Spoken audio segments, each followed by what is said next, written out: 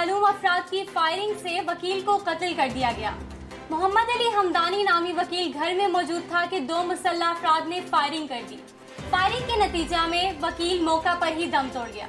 इसी हवाले से मजीद जानते हैं सरगोदा से हमारे नुमाइंदे अली रजा से। जी अली रजा, अपडेट कीजिएगा। जी बिल्कुल, ये अफसोसनाक वाक़या पेश आया है सरगोदा थाना कैंट की हदूद में, जहां पर वकील को कत्ल कर दिया गया है। मोहम्मद अली हमदानी वकील नामी अपने घर में मौजूद था कि दो अफराद ने उसे कॉल की और केस गए करने को कहा, जबकि मुलजिम घर में जैसे ही दाखिल हुए तो उन्होंने सीधा फायरिंग शुरू कर दी, जबकि वकील मौका पर ही जाँ बहक हो गया।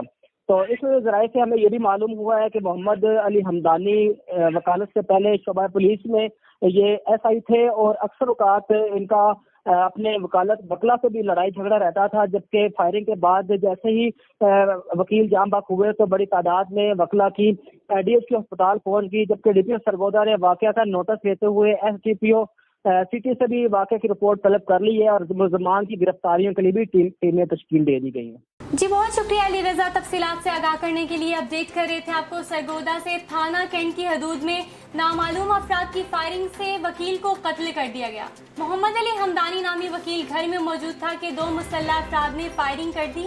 फायरिंग के नतीजा में वकील मौका पर ही दम तोड़ गया।